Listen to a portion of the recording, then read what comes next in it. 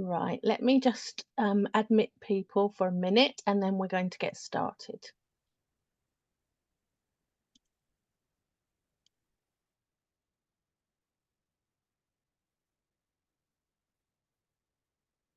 So while we're waiting, thanks everybody for joining us tonight. I don't know if it's still windy where you are. It's been windy here all day and yesterday, of course. I hope nobody had any damage in the wind. So my name's Kathy Wassell and I run Autistic Girls Network, and tonight I am delighted to welcome Dr. Judy Eaton, who I imagine you probably all know, and that's why you've come, or know of, I should say. But if you don't, then I am just going to allow Judy to introduce herself, because I think that's be far better than me introducing her, because I'm really rubbish at introducing people, quite frankly. So we're going to get started, and I will just admit people as they come along. But first of all, perhaps Judy, I could get you to give a brief introduction to yourself and the kind of things that we're going to be talking about tonight. Or you're muted, Judy. Unmute myself. There you go. I'm Judy Eaton. I'm a consultant clinical psychologist, currently working in independent practice, but delighted to acknowledge that we have now recently been funded to help the NHS with a waiting list initiative, which is great news. Prior to that, I was many years in the NHS as the clinical lead for an autism diagnostic team, one of the first in the country, actually. And then I went into adolescent inpatient services about 10 years ago.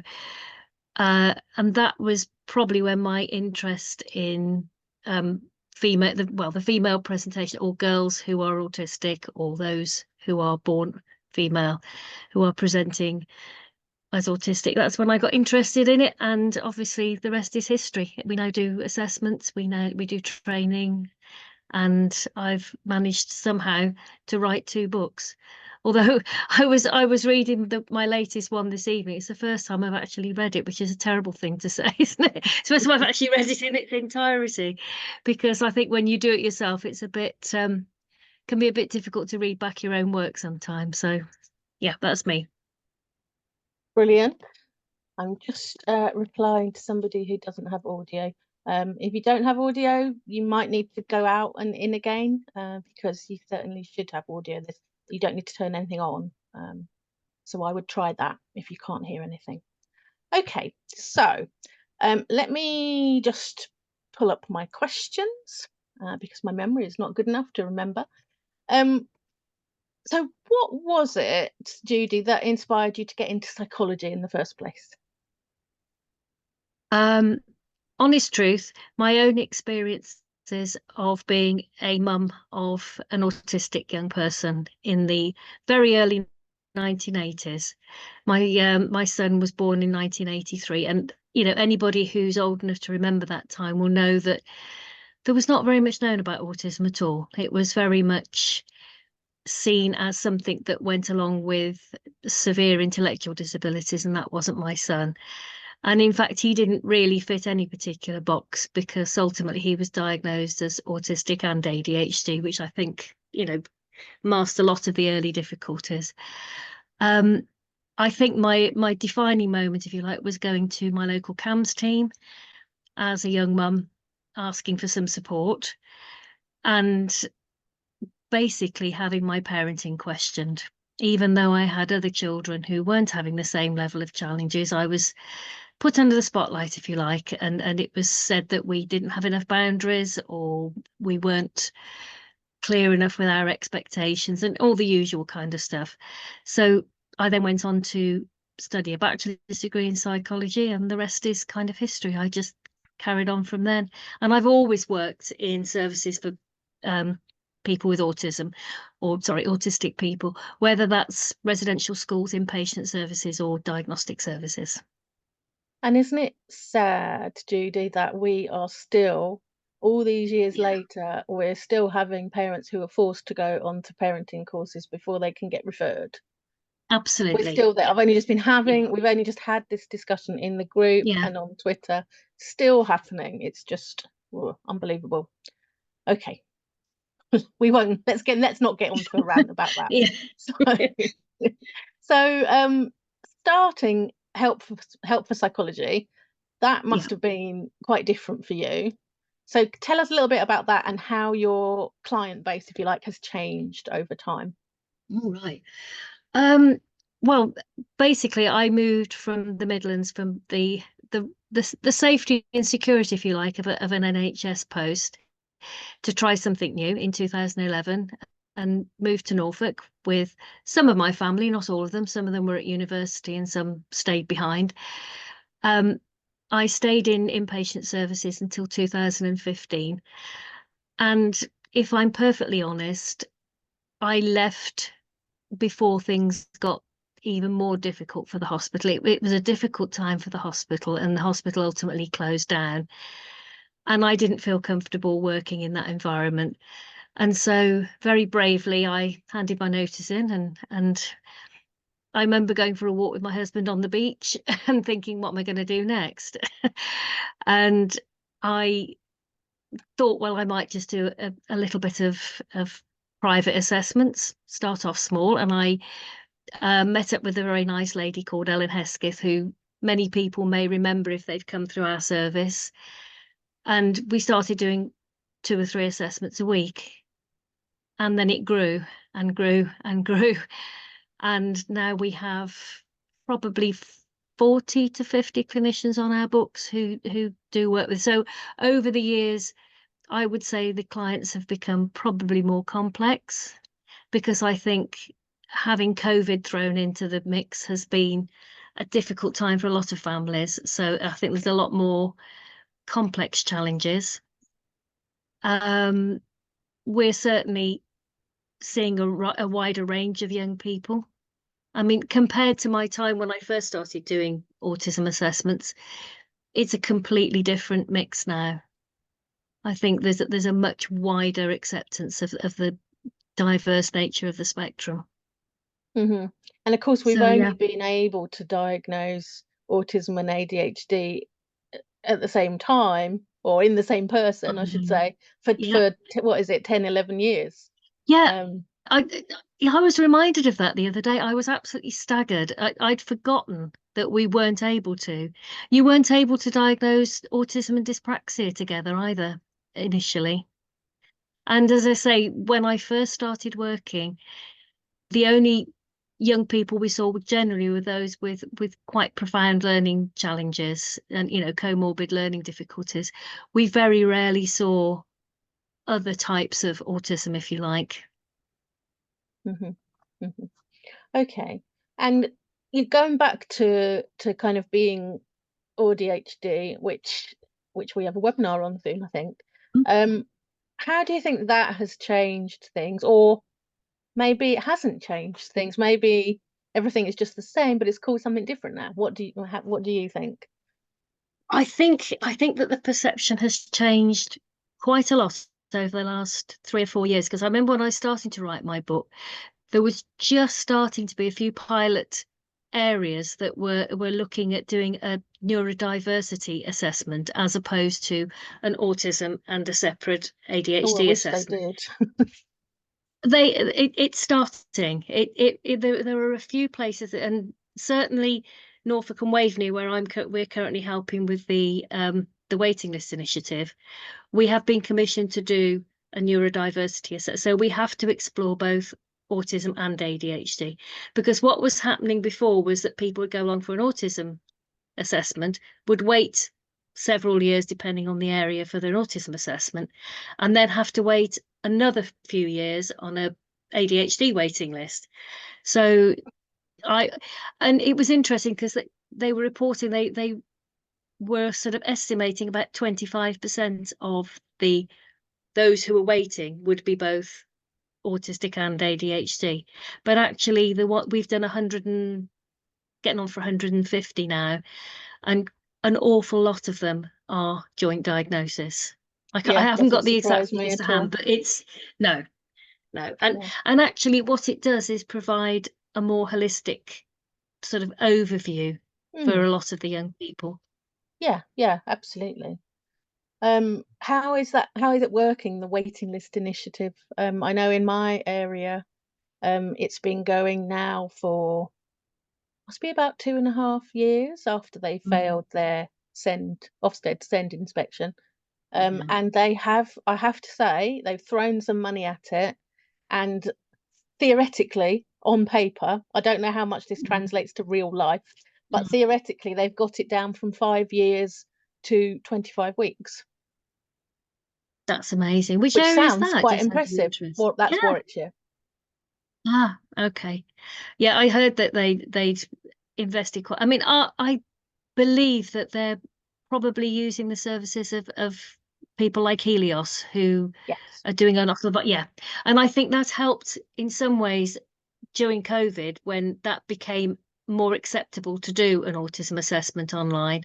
I think that led to the big growth in that service. I mean, we did do some online, and we still will do some online, but we actually prefer face to face ourselves. I mean, I understand the need to get wait times down, and for some who've been waiting a long time, where their assessment or their presentation is quite straightforward, I suppose, that's fine. I think sometimes when you start throwing other things into the mix, and different family circumstances and different things that have happened to young people, you may need a little bit longer and a bit of face to face time to Yeah, actually do it. Helios, and they have one other online Yeah. service. They're not commissioned for well, I should say they're only commissioned for the most simple Yeah, situations, and I might say. that's an awful thing to say, isn't it? A simple, because I don't think any family, it's not going to be simple for No, anybody. I in don't think. I think practice, there's what all, that but means is they're not also under CAMHS for mental health or something like that. That's yeah. what it means in No, we've practice. actually had the opposite, because we are taking those who've been waiting longest on the waiting list.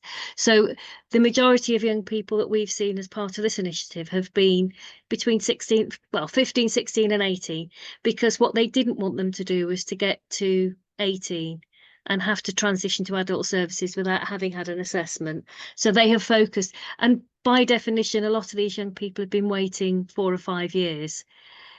And so their needs have become quite complex. Some have gone all the way through secondary school whilst waiting for an assessment.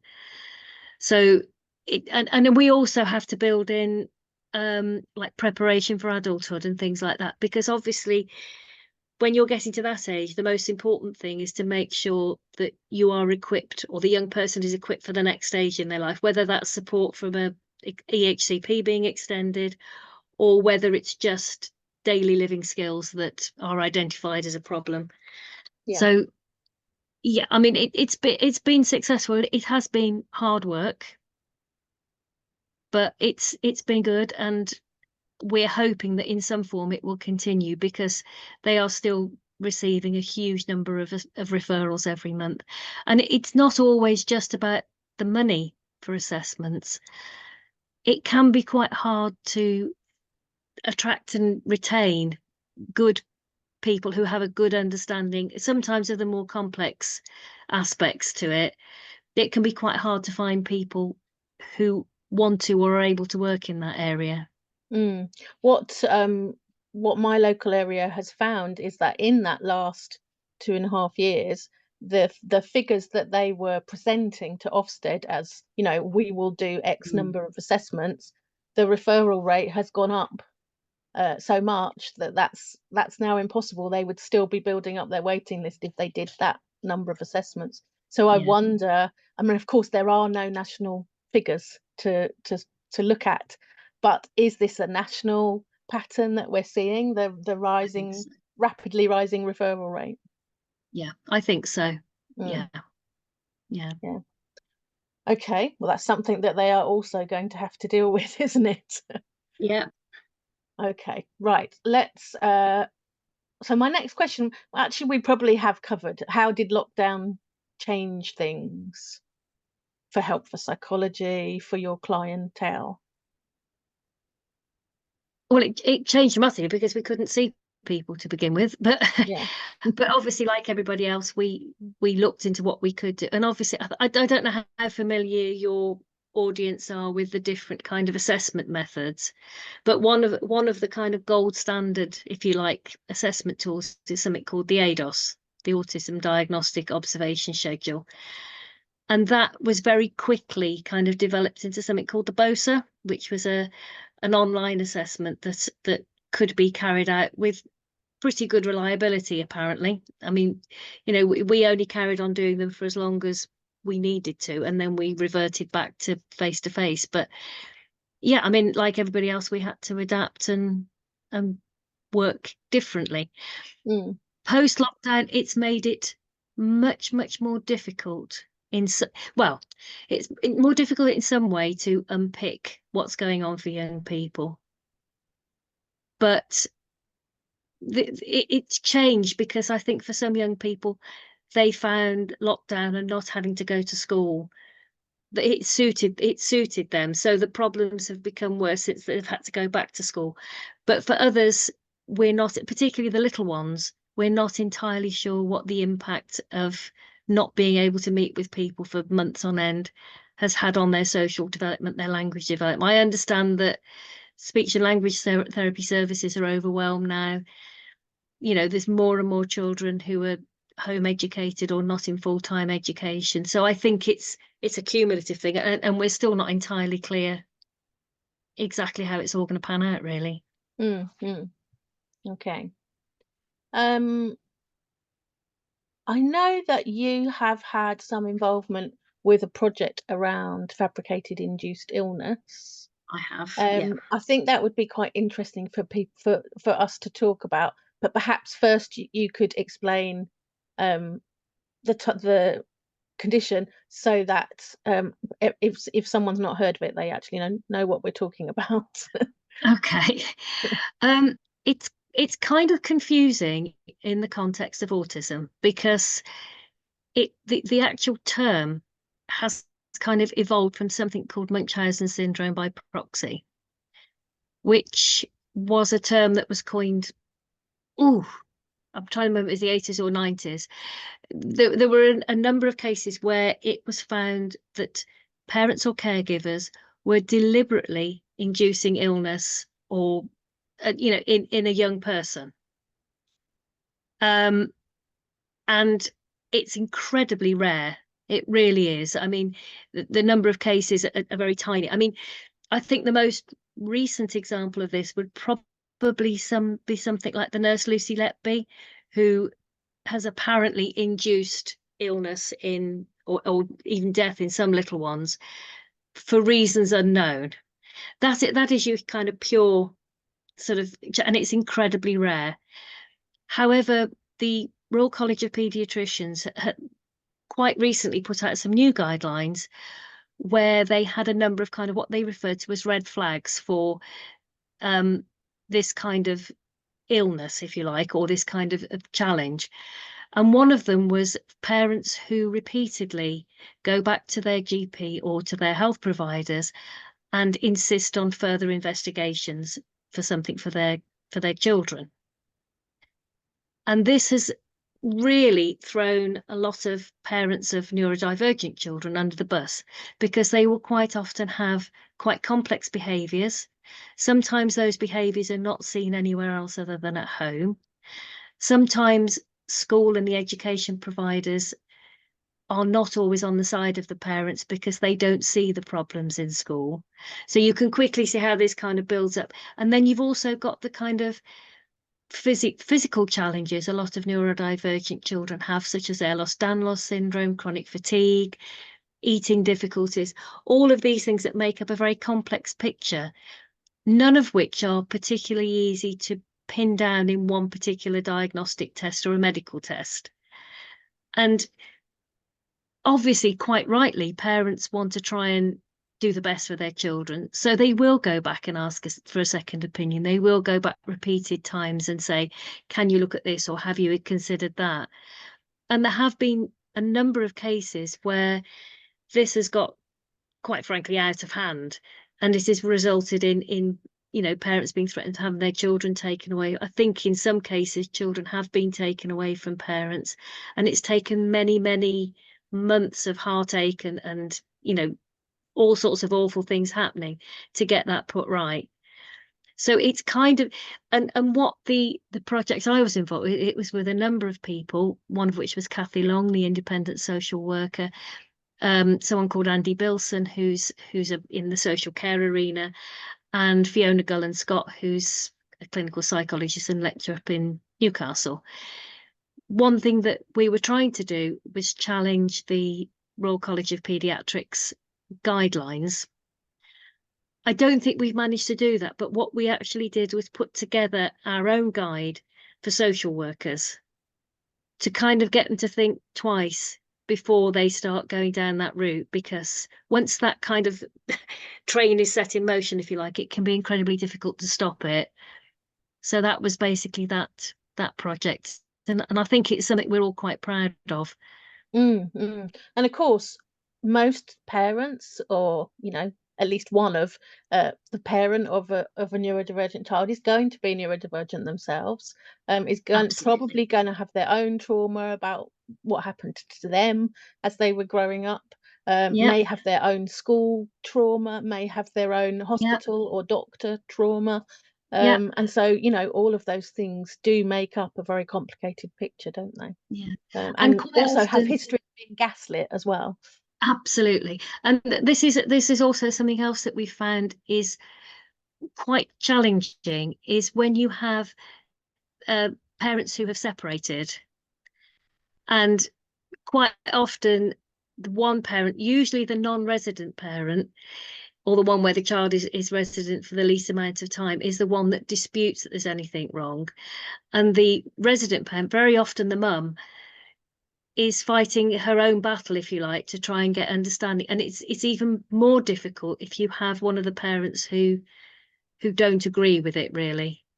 And I would always say, because we face this so often when we've got parents who polar opposite in what they think, and it can be really challenging to try and take a history to get a good diagnostic history if the parents are arguing with each other.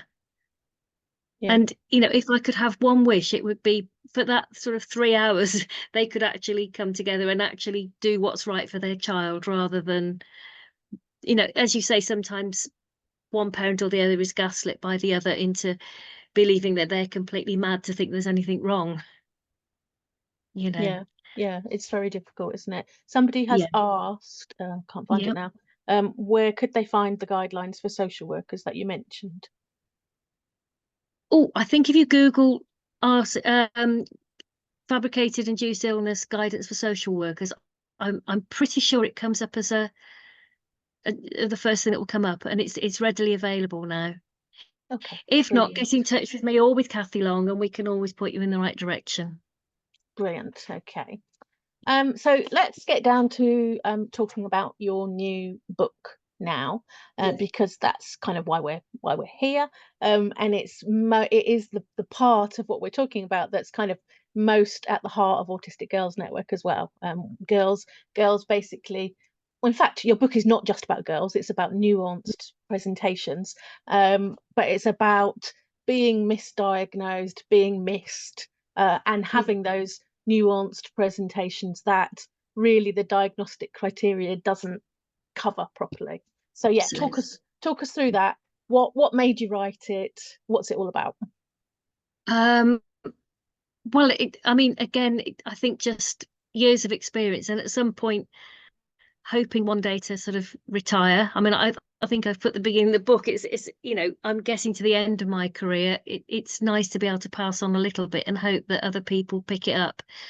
And it is lovely to see the amount of research that's going on now into these more complex presentations. There's been an awful lot of work done at UCL, which is University College London, about presentation of girls.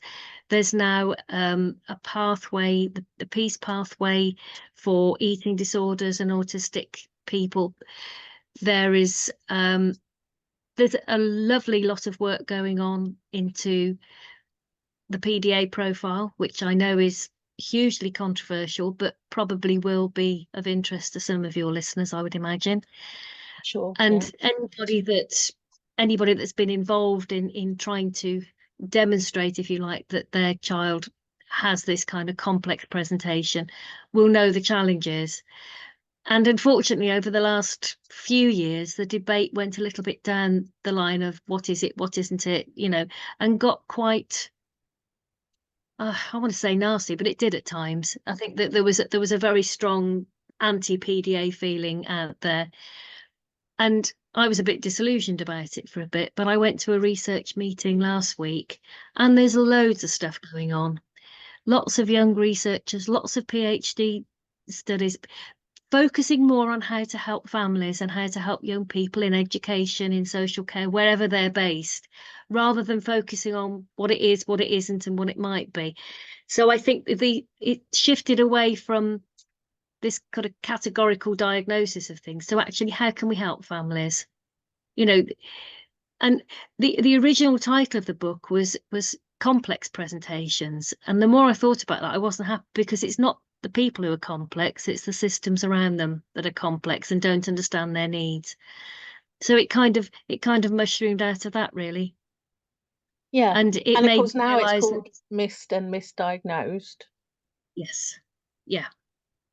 So tell us a Because little I bit mean, about, sorry, I keep well, interrupting you. the misdiagnosed is when, as in missed, as in not seen, is when people don't get a diagnosis at all, and that their difficulties are put down to something completely different. For a lot of girls, that's often ends up as a diagnosis of personality disorder, either emotionally unstable or borderline personality disorder. And that seemed to me to be particularly stigmatizing, because there's all sorts of things associated. I mean, for a start, being called you've got a personality disorder is not particularly nice. I think something like 75 or 80% of people given this diagnosis are those assigned female at birth. So it's a very female thing. And what it leads to, it's given to anyone who struggles with emotional regulation, trusting people, has some challenges in relationships, may resort to self-harm as a coping mechanism. Basically, anybody who's distressed. And it then goes on someone's medical notes as a personality disorder. It impacts on everything. Your parenting will be questioned, your medical treatment will be questioned, and your eligibility for things like an autism assessment and for treatment and for therapeutic treatment will also be questioned. So it's incredibly hard to get it off your medical notes once it's on there. And I only kind of became aware of this when I worked in the inpatient unit, because there were an awful lot of young girls who were 13, 14, who the medical team had already said it's an emerging personality disorder. This was young girls of 13, 14. It shouldn't even be given till 18 at the earliest. And they were being labelled at this age, and you would look at them on the ward and think, these girls are autistic. This is not a personality disorder. This is because someone has not been supported or helped or managed in a way that takes into account their sensory needs, maybe complex health needs, complex eating difficulties. So that's where that part of it came in. There were also, moving away from girls, a lot of studies about people in the criminal justice system who perhaps I don't know of many girls, but we've certainly assessed a lot of men who have been missed completely in terms of a diagnosis and have been kept in prison for much longer than their original sentence, because they haven't been deemed to make sufficient progress in the courses that they've been put on. And finally, the last one we saw, he'd been in hospital for 32 years, and somebody finally thought, is this gentleman autistic? And yes, he is autistic. And when you look at his crime in the context of an autism diagnosis, it makes a lot more sense. So that was the missed bit. And then obviously those that get misdiagnosed with something else, whether it's oppositional defiance disorder, whether it's conduct disorder, whether it's personality disorder. All of these people who don't get the right support or the right understanding. So that was where it came from, really. And it kind of, as I say, it kind of mushroomed from that. And also from the work that I was asked to do as part of the Strategic Oversight Board. Because I think most people probably know that there's been a huge emphasis on looking at inpatient services for people who are autistic or have learning disabilities. And again, it became clear that an awful lot of young people in these services shouldn't really be there, but there aren't the mechanisms in place to make sure that they get supported once they're discharged from hospital. So it was all of that, really. I don't know if And you it, saw, Judy, on Twitter, the photo of Beth, who who yeah, made the news about being released yeah, from hospital after such a long time, with the keys to her own front door. yeah. I know, Yeah. it was incredible. Yeah. And, I followed her story from the start, and I've spoken to her dad. He was kind enough to allow us to put Beth's story in the book, and I'm so happy. And a lot of it, when you think back to where she was, I can't remember, was it 2017, 2008? It's taken a long time, hasn't it? But Mm. she was in a seclusion room with a bare mattress being fed through a hatch in the Yeah, having door. to hold her dad's hand through a hatch. Yeah, yeah. Yeah. And that was all because her behavior was deemed to be more challenging. And this, unfortunately, is not, she's not an isolated case, because you know an autistic person gets put in that kind of situation, isn't supported appropriately, their behavior is going to become more distressed and more challenging, if you want to put it that way. And so instead of supporting that person, they seem to put more and more restrictions on, and put them to higher and higher levels of security, till ultimately they're almost treated like criminals.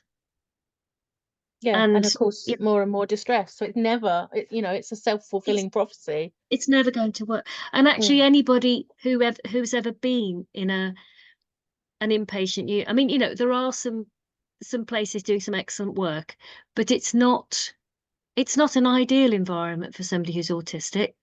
The lights are very bright, it's noisy, the smell, you've got no bathroom privacy quite often, if you're at risk of hurting yourself.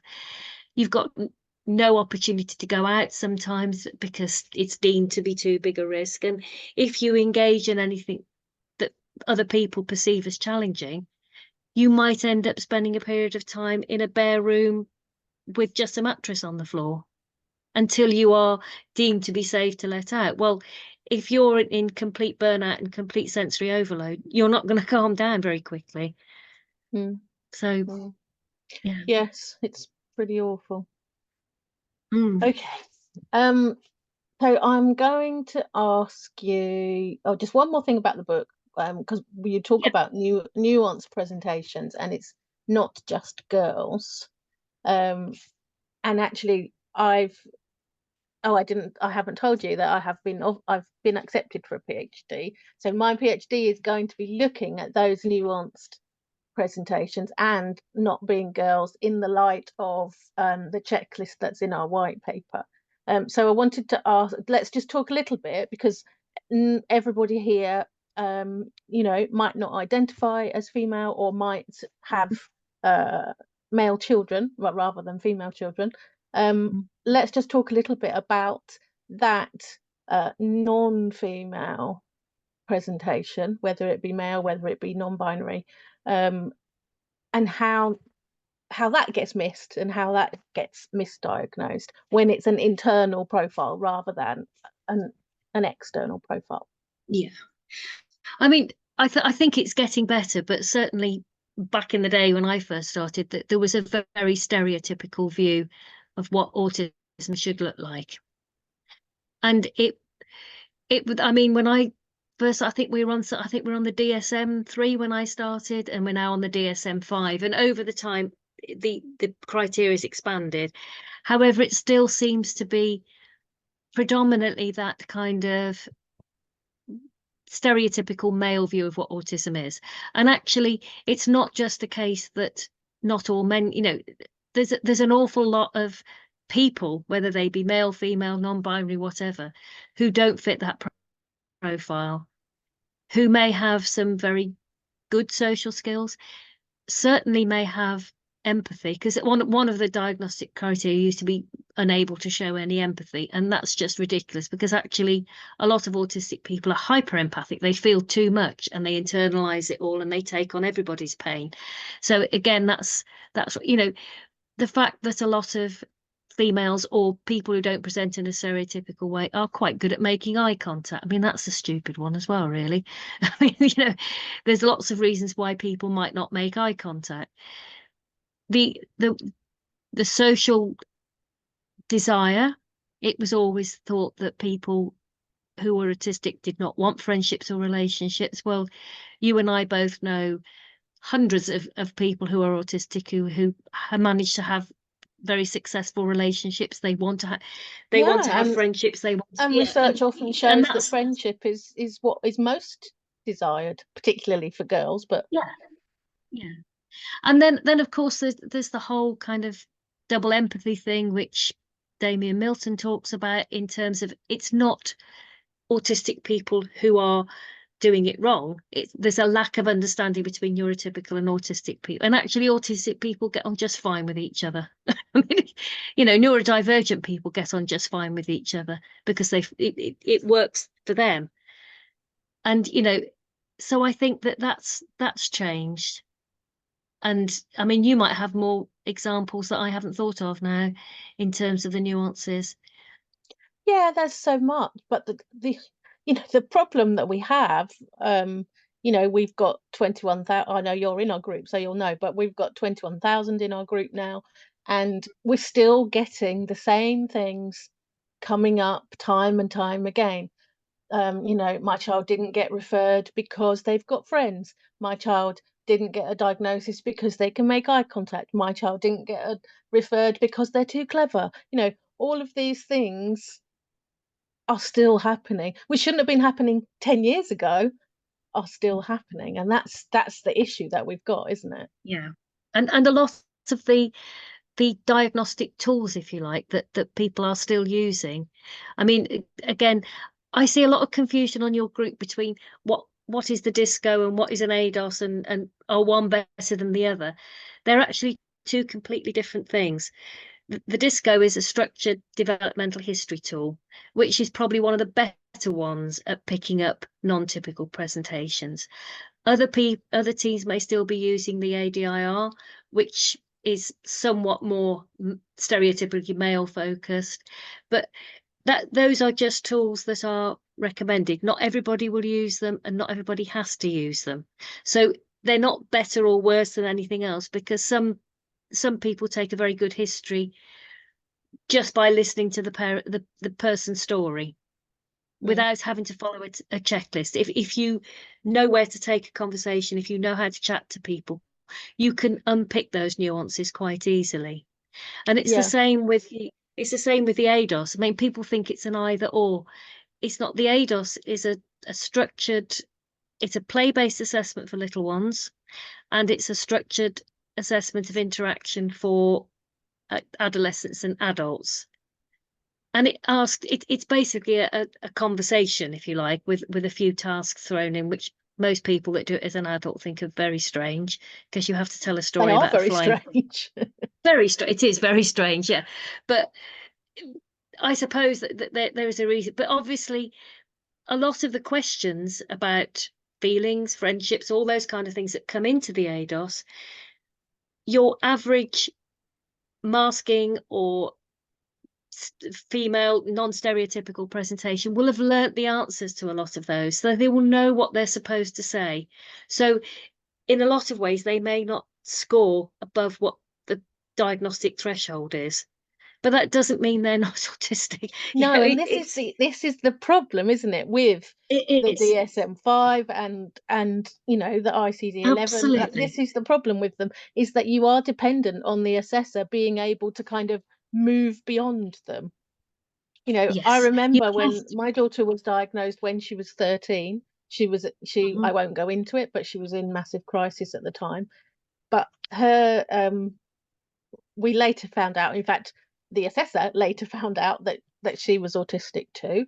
And I realized afterwards that she actually knew that my daughter was autistic almost as soon as she walked in the room, even though she was, she had been missed all that time. Nobody had Yeah. ever mentioned up to the age of 13 that she might be autistic. Never, not a word of it. But she walked in that room, and at that point, because she was very much in crisis, she wasn't making eye contact with anybody. So the eye contact was not a thing. Yeah. But in this room, there was one wall that had very, I suppose, patterned wallpaper on it, a very particular pattern. And I didn't notice it, but apparently my daughter kept looking over at this pattern. And that was part of of the assessor, who is a very qualified consultant, consultant psychiatrist. That was part of her knowing almost straight away that yes, she was autistic. Of course, she did all the things, did Yeah. asked all the questions, took all the history, did the stupid ADOS, excuse my excuse my description. But yeah, she pretty much knew straight away. And of course, there are a lot of people, particularly autistic people themselves, who can tell straight away. And, obviously they're not qualified to diagnose, but they could triage. Absolutely. And people have, they have ORTDAR, or whatever I call it ORTDAR. I'm Yeah, sure other people call it absolutely. something different, but Yeah. Yeah. And I think it's that's very the much big, a thing, I think. yeah, I think that's the biggest risk is not unqualified people, but people who are what I would call textbook qualified. So they've learned how to use the diagnostic tools, but they don't really get it in terms of how it can differ in different populations. And I totally agree with you. I think that, like you say, for triaging, for whatever, there is a huge place for autistic people to work alongside clinicians, and who may be perhaps more qualified to unpick some of the comorbid mental health problems or other aspects that need a more medical look, I guess. But definitely, I agree with you. Okay, right. Let me just see if I've got any questions left that are important, because Mm. otherwise I do want to open to other questions. I was just going to ask one more question, actually, is what further research would you like to see? What would you really like to see, coming up next as the next big thing in autism research? Ooh. In the meantime, if you do want to ask Judy a question, can you start putting it in the chat?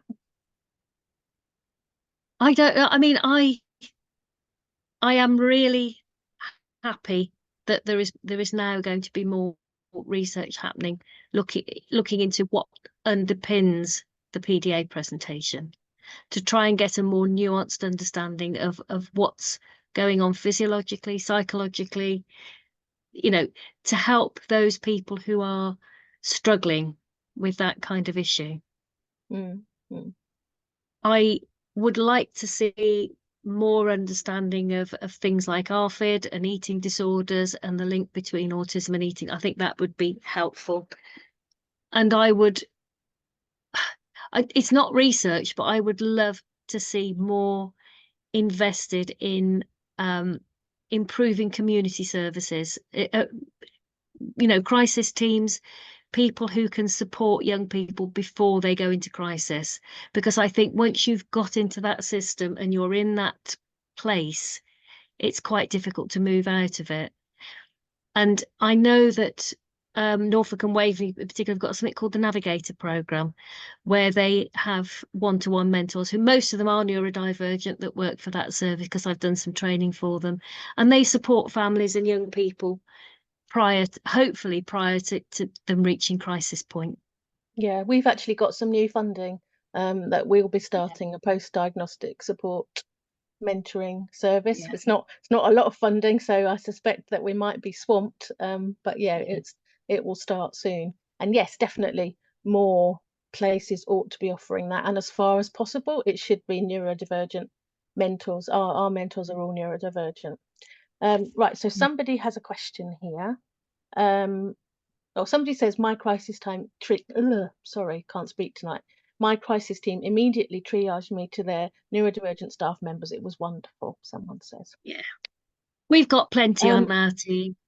oh We yeah, attract and psychology is them a really big, like it's a really yeah, big we've neurodivergent theme, psychology. All yeah. right, what are your thoughts on self-identification of autism or ADHD? I think it's fine. I think if you know, if people are able to read about, talk to people, and recognize things in this, because I think that's with adults in particular, that's the biggest thing. You talk to other neurodivergent people, and you suddenly think, oh my God, it's not just me. There are other people out there who feel the same way or experience the same things. I think it's great. Find your tribe. That's what I'd say. Because I think realistically, with the wait times and it's going to be increasingly difficult to get a formal diagnosis. But I Mm. guess then we'd have to move away from things like PIP applications and things like that, needing a formal diagnosis in order to be able to access support. Yes, That's the big speaking stumbling block, because I isn't have it? just done my daughter's PIP review this very Oh, day. So yes, she has a lot of diagnoses. Would she get PIP without them? I don't know. It would be more of a struggle, I think. And that's saying something because obviously it's yeah, already a big struggle. yeah, Okay. yeah. Right. Do you have any advice for how to ensure a diagnosis isn't missed during an assessment if your child doesn't present in a straightforward way, i.e., they're high masking? Is it all about evidencing impact on the child and family, or should the assessment tools speak for themselves? I think if you can, I would point out the impact on your family. I would go armed with some examples of how, I mean, if you are aware of what they're going to be looking for, things like challenges in social interaction and communication, that doesn't mean your child can't speak. It doesn't necessarily mean that they had a delay in their speech, but think about examples of how, particularly if it's a girl, they might mimic other people. They might copy things verbatim off TikTok and YouTube. They might admit to rehearsing things in their head and worrying about whether they've got it right. So these are the kind of less obvious things. Think about if it's your daughter, think about their friendships. How much do you have to scaffold? How much do you have to make the all the plans for friendships? How often do you end up having to try and put things right when it goes a bit wrong? And how do you think your child would manage if you weren't offering that level of support? You know, think about rigid and repetitive interests that might not be being interested in Thomas the Tank Engine, but might be something that you've not even thought about. You know, something like even things like interest in horses, interested in makeup, particularly that kind of obsessive interest in getting makeup and hair right, that can be a bit of a red flag. So it's thinking of exactly, they'll be looking for three areas: social interaction and communication, repetitive interests and behaviors, and sensory difficulties. Have a little list of the things that you feel your child fits before you go to the assessment, and ask that those be considered, because the standard assessment tools might not pick them up. Absolutely. Okay. Right. The next question is, in my experience, generic CAMS clinicians have no experience of autism or DHD. How do we help them? We talked about that before we started, didn't we? About, We did. yeah, I think there's probably a need for more training. You know, I And of mean, course, there is going to be more training. there All is CAMS going to be staff some, will have to do the Oliver McGowan training. yeah. And hopefully that will be, I mean, that's a brilliant start, but hopefully that will be expanded to include the less obvious or the less well-known presentations. Yeah, yeah. Okay. Next question. What changes would you like to see in the education system? Have we got another hour?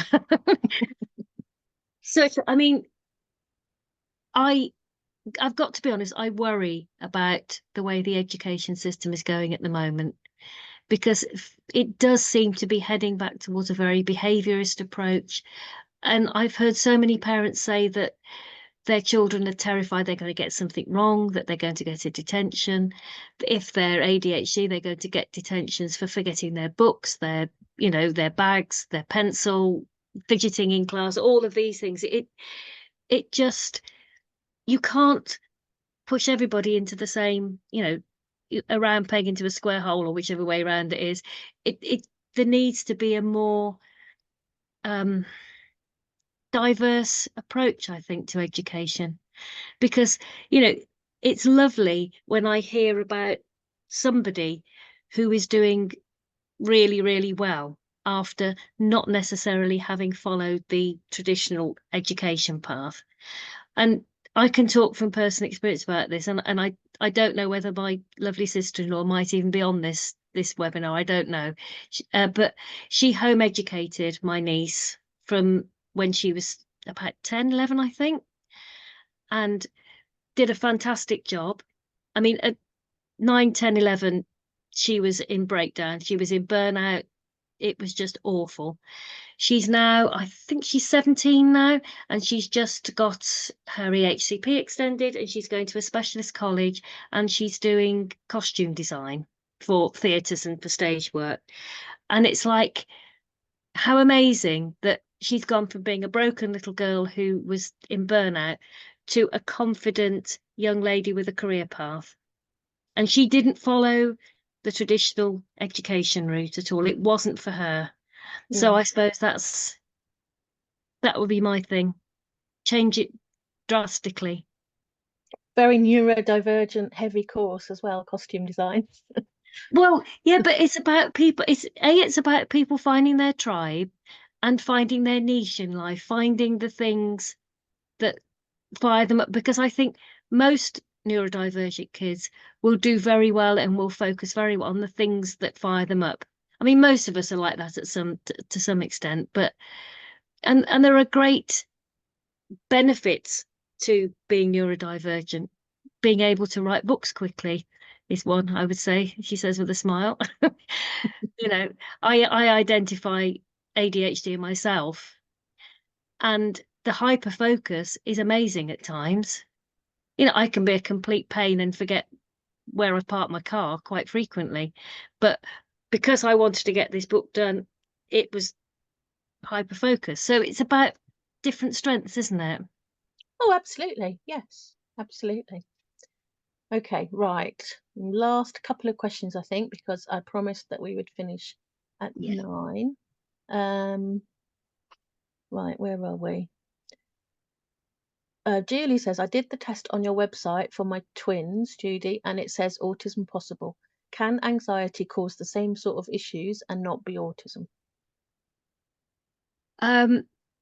Yes and no. I think anxiety can look that way, but the way the questions in that questionnaire are designed, it looks historically over a period of time. So I would say that it'd be unlikely that it would all be caused by anxiety. And what came first? Did the autism come first, or is it the anxiety that came first? And then, yeah, I would say it can exacerbate things. And I think about 80% of autistic young people will have some form of anxiety. Yes, sadly. Right, and then the next question says, can you explain any of the issues around PDA and autism? I'm quite new to this and just wondering what I've missed regarding controversy. Okay. Well, the controversy has come from a couple of key areas, in as much as some people are saying that it has become a premature community. In other words, people have identified with it and it's kind of lost its scientific rigor, if you like, because people have read about it, heard about it from other people, and it's been, well, people have been accused of having something called confirmation bias, which is when, if you think you've got it and you listen to someone talking about it, you may overestimate the characteristics in yourself or your family, which I can see up to a point. And there's also a great deal of controversy about whether it is something that is seen, that profile is seen exclusively in autistic people, in autistic and ADHD people, or in neurotypical people who may present with this profile. I've got a view on it, but we haven't got time tonight to talk about the whys and wherefores. But it's not accepted in some areas. It is accepted more in other areas. The NAS, the National Autistic Society, did have a position statement on it previously, which has now been modified slightly to reflect the different views about what PDA might be. Does that answer the question? It's Yeah, an and of course the ongoing thing. irony is that it's so hard to get a diagnosis for it that it's It's weird that we're talking about it at all. yeah.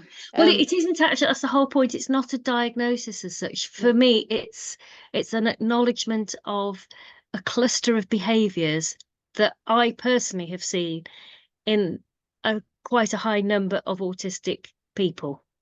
Yes, and of That's course we my own shouldn't. What we shouldn't forget is that you can be demand avoidant without ever being close to getting a diagnosis of Absolutely, PDA. If absolutely, if you're in an completely. area where they diagnose. Yes, absolutely. Yeah. Okay. Right, this is going to be the last question, I'm Okay. afraid, everybody. But actually, it's quite a good one to finish on because it has the word misdiagnosis in it, which is close to your book. So, Thank you. how can I best appeal the misdiagnosis of my 7-year-old girl? Diagnosis is anxiety. Cognitive assessment is very spiky, along with speech and language. Do you know of any research I can present to them that their diagnostic tools are not fit for purpose? Oof. That's there is some, but whether you can access it or not. I mean, there is some about the cognitive profiles of autistic people. The first step would be to go to PALS Yes. and Yeah. request a second opinion, Yeah. basically, or a Yeah. reassessment. Yeah. So your But local, again, just Google your local PALS, yes. PALS, and that would be your first step. Yeah. And write down, like I said earlier, if you have the time to write down the things that you think have been missed. And there's nothing wrong with highlighting that, because they may not have asked the right questions, or they may not have asked the questions that would give them the answers that would lead them to an autism diagnosis. So it is clearly identifying those things that are kind of atypical, if you like, in terms of the diagnostic tools that are around at the moment. So explain how it is for your daughter, and like you say, go to PALS, ask for a second opinion. Okay, right, we're going to stop there. Have you got a copy of your book next to you, Judy, that you can hold up? It's probably oh I think you've got oh. to put it over your face, and then it won't blur it. Oh no, that was a complete lie. Is It's back it to front. I don't know how to make it. autism? No, it's not back to front, but it is a bit blurry. So Is it? autism Hang on. missed and misdiagnosed is what the title is. I think it's because I've got my background blurred. Hang on, let me. I didn't want to. Hang on. Let me just unblur the background. I have to blur my background, it's too messy otherwise. There you go. Okay, so there's Judy's book, available from all good bookstores or Amazon. Um, and, and I read it, and it's really worth a read. So I would thoroughly recommend it to all of you. And it does summarize some of the actual research. So if you wanted, it isn't just my opinion. It's I've summarized all the research in the different areas, so you can actually go and say, well, actually, this paper that was done by these people in this year actually found this, that X number of people have had this kind of thing. So it's trying to be a helpful resource, if you like, for people to take with them if they feel that their child's been misdiagnosed. Yeah, absolutely. Okay, well, Judy, thank you ever so much for joining us and for giving up your time tonight. And I should say, probably should have said at the beginning, really, that we do have a giveaway going on our Facebook page. If you go to our Facebook page, Judy has very kindly donated multiple copies of her book, not just the new book, but her first book as well, which we will be giving away. I think we're choosing them on Saturday. Not choosing them, that's not the right word. Randomly generating them on Saturday. So do comment on that or follow the instructions on that post, and then you'll be in with the chance of getting a copy of both those books. Right, thanks everybody for joining us tonight and for giving up your time. This has been recorded, and we will be uploading it onto our YouTube channel. So if anybody else wanted to watch it but couldn't get here tonight, then you can let them know that it will be on our YouTube channel soon. Okay, thanks everyone, and good night.